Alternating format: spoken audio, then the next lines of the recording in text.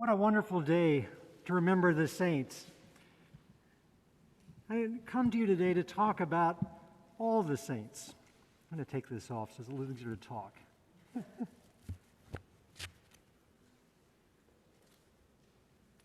Yeah.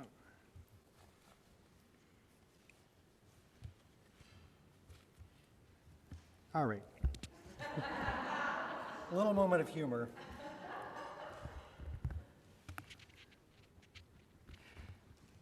Will and I just got back from a 5,500-mile road trip and got back late last night. And it was a time for connecting to family and friends and places. It's a trip that overlapped Halloween, Day of the Dead, All Saints' Day. It's a time when I think the saints are close to us, a time when they can almost be touched. The trip began with us honoring one of those saints. We went to Berea, Kentucky to remember Carol Lamb. Carol is a sister of Wilma's brother. The wife of Wilma's brother, and died a year ago. And we went to Berea to remember her. She was an amazing person. Almost 50 years in Berea connected to that community.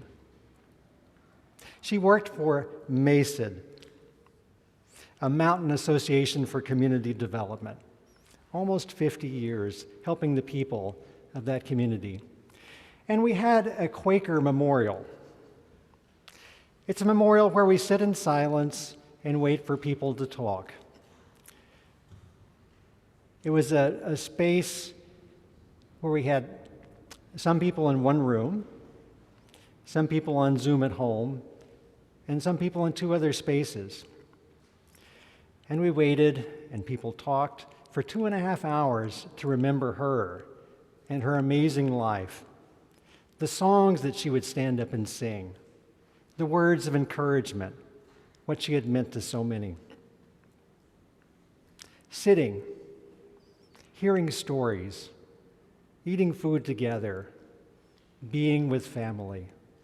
It was a time of remembering a saint. And then we went on. We were in New Mexico during Day of the Dead, Halloween, and All Saints. As we drove around, we saw many of the cemeteries that were festooned with flowers and food and candles. It's a day when Mexicans and Mexican Americans sit with those who have died. They prepare favorite foods and drinks. They make a special bread. They make an altar with marigold flowers and photos and skulls and photos. And they tell stories. It's a time of knowing and being close to those who have died. And on Halloween, we walked around Taos Plaza, seeing families and children. And then on All Saints, we made the long drive from a wilderness area where we camped back to my brother's house, a few miles away from the ground where I grew up. It was a time to walk around in that thin place where the saints are close and remembered. As Megan said, we have set aside a day for All Saints for many years. From at least the 5th century, the church has remembered the saints and set aside a day for All Saints. Well, let me tell you some of the things that I was thinking as we traveled.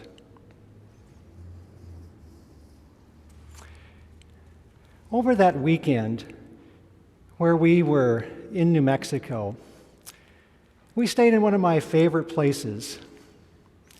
It was a bluff overlooking a lake just south of Chimayo, New Mexico.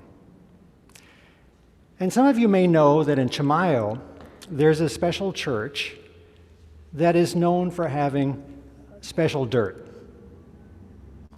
People make a pilgrimage to this church to put their hands in dirt, to take a little dirt home with them. And it is said that in touching that dirt, you know something of God. When we went to the church, and we put our hands in the dirt, we brought a little back with us.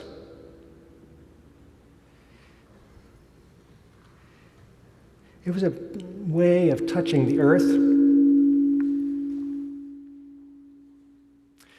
Claudio reminded us a few days ago that we are the soil. And we say every day on Ash Wednesday, dust to dust. We are, in fact, the earth that we come from, the earth we go back to.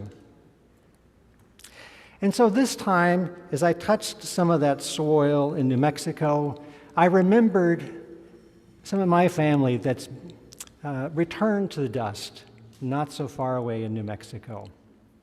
One of those people is Jeanette. Jeanette was a doctor.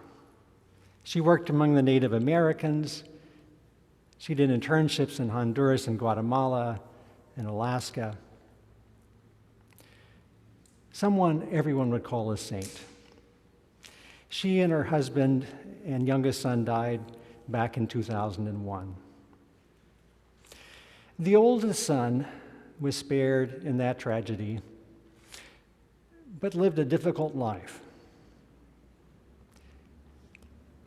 A musician, a father who didn't live with his daughter, and took his own life a couple of years ago. As I had my hands in the dirt, I remembered these people of my family that had returned to that dirt, and I celebrated these saints. I think not many people had called Alec a saint, but I want to imagine him also a saint among us.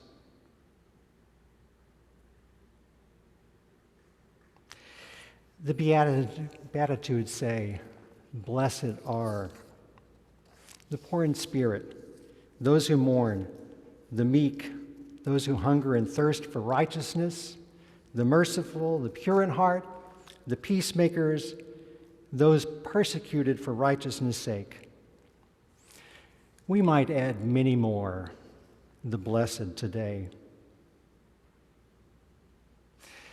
Blessed are those who struggle. Blessed are those who doubt. Blessed are those who have gone too early. Blessed are those who left without saying goodbye. Blessed are those for whom we don't know what to say. Blessed are. Blessed are all the saints. Blessed is their memory, and blessed are we who have known them. Blessed. We're going to take a moment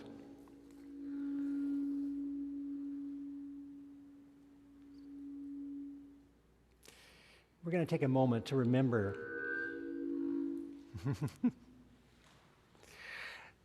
remember some more saints. And we're going to call out 3 saints to give us saints that are examples, and we invite you, as we say something about them, to also name saints that they bring to mind. You have an order that was passed out that will also be in the chat, and there's a song that we will sing. Jesse will lead us in it once, and then it will come back each time after we have remembered saints.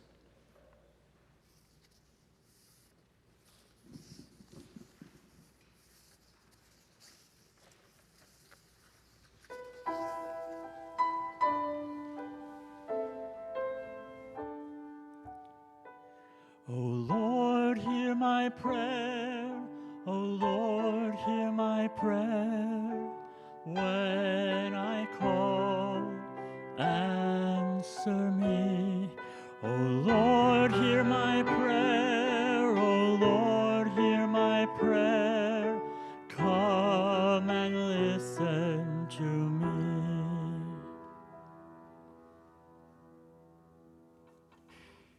We remember Martin Luther, German theologian, priest, author, who wrote that the church's use of indulgences, wrote about them, and insisted that salvation is the free gift from God, not achieved through good works. He refused to recant his criticism of the church, saying, "Here I stand, I cannot do otherwise." He inadvertently started the Great Reformation. And he wrote, "When it comes to faith, what a living, creative, active, powerful thing it is. It cannot do other than good at all times. It never waits to ask whether there is some good work to do. Rather, before the question is raised, it has done the deed and keeps on doing it." Let us, together, remember and name all our saints who lived lives full of this goodness-doing faith. I invite you to speak out loud, both here and on Zoom.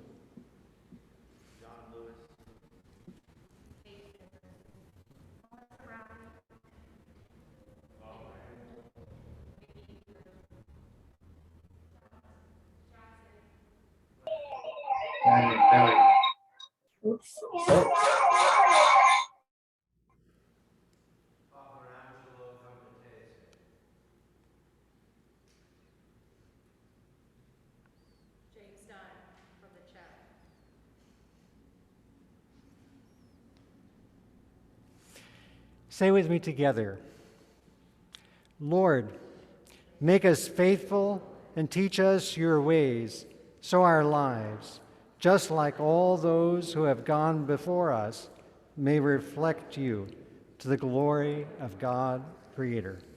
Amen. O Lord, hear my prayer. O Lord, hear my prayer.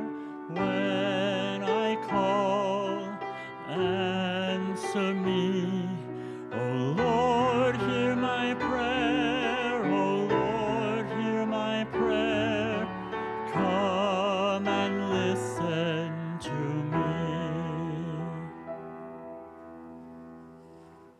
Dorothy Day, a New Yorker, journalist, and devout Roman Catholic, struggled to unite her personal faith with her passion for social justice.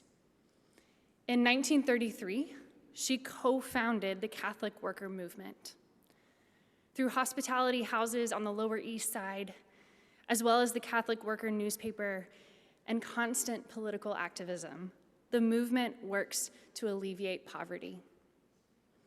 Dorothy Day wrote, "Whatever I had read as a child about the saints had thrilled me. I could see the nobility of giving one's life for the sick, the maimed, the leper. But there was another question in my mind. Why was so much done in remedying the evil instead of avoiding it in the first place? Where were the saints to try to change the social order, not just to minister to the slaves, but to do away with slavery? Let us remember all our saints who always asked the most important questions."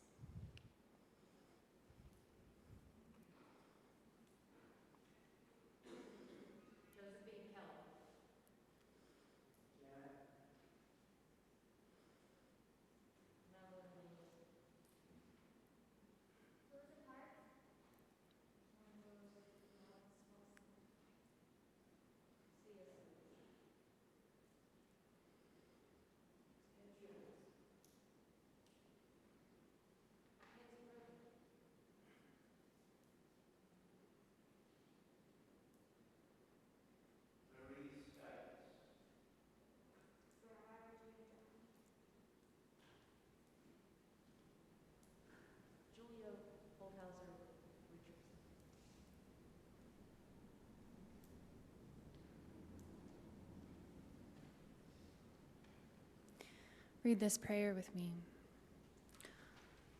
Lord, bind us to the faith of the saints who have gone before us, and guide us to walk with our brothers and sisters in community. Amen.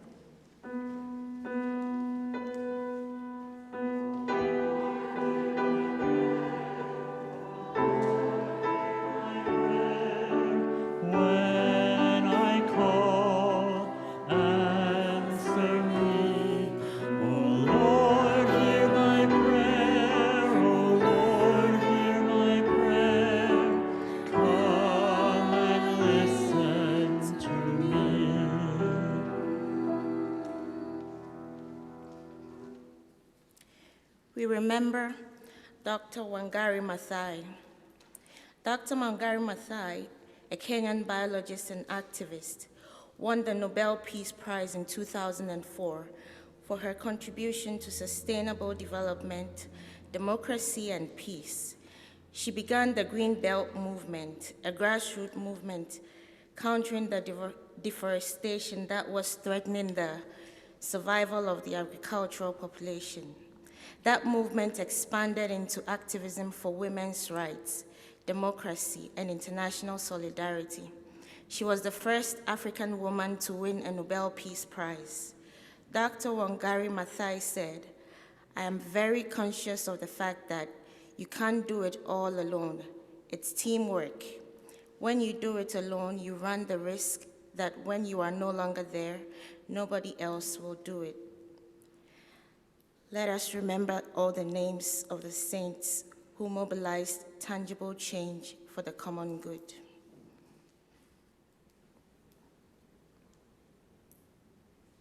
Liz Thomas.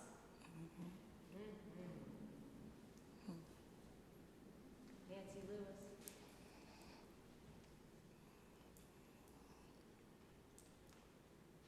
Jean Bull.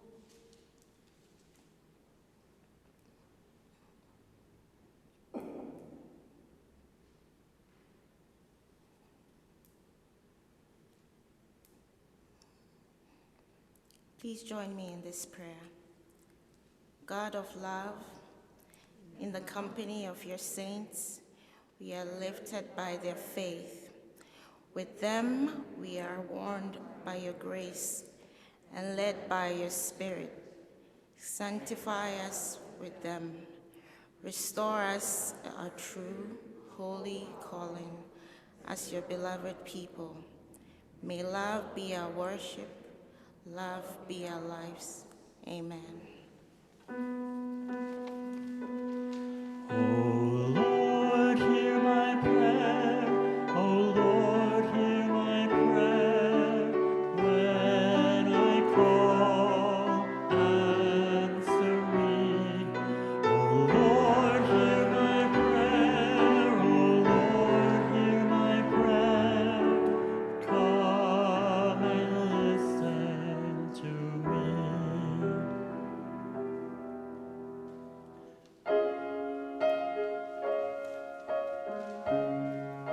Let's sing this together. Shall we gather at the river? Would you stand as we sing?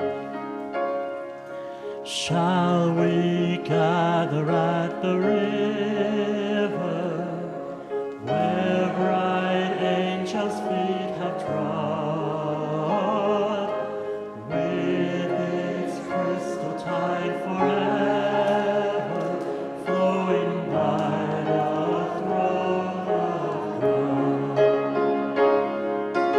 Yes, we'll gather at the river, the beautiful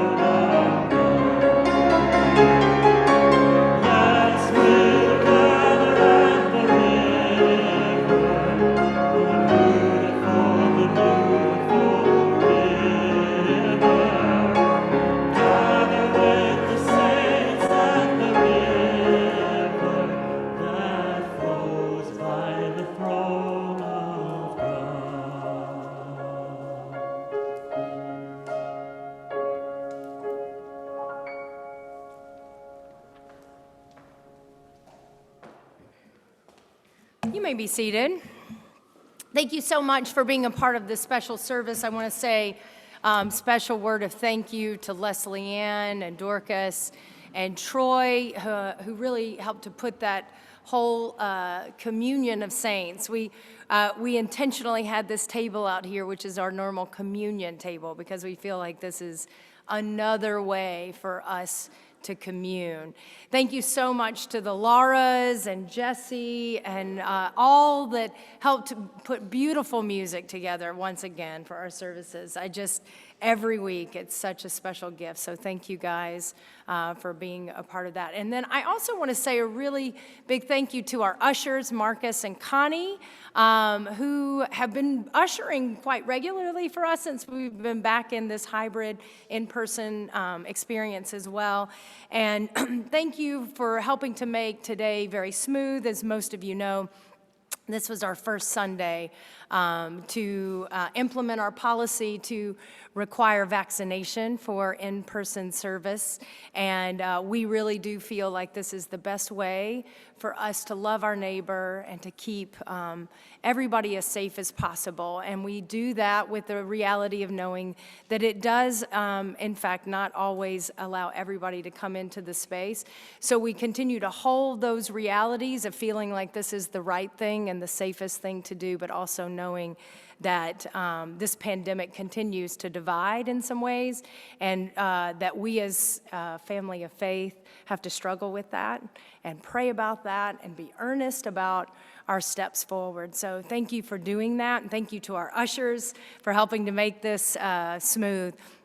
As we already mentioned before, if you would like to be a part of our winter clothing closet, we do need volunteers tomorrow between 10 and 1. So see me after the service, and I'll show you what you can do to help us with that. Also, we need clothing.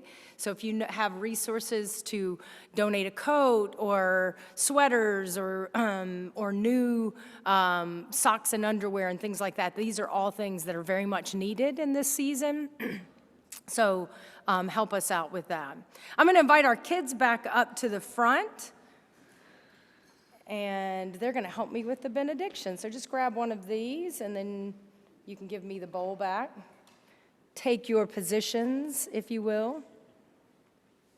All right. Thank you very much. And you're invited, as you hear this benediction, to then transition into a time of meditation and reflection as Jesse plays our postlude. So hear these words as our benediction today. Today we have been reminded that the beacon of Christ, which shines in the world very regularly, shines through the light of God's saints, illuminating love.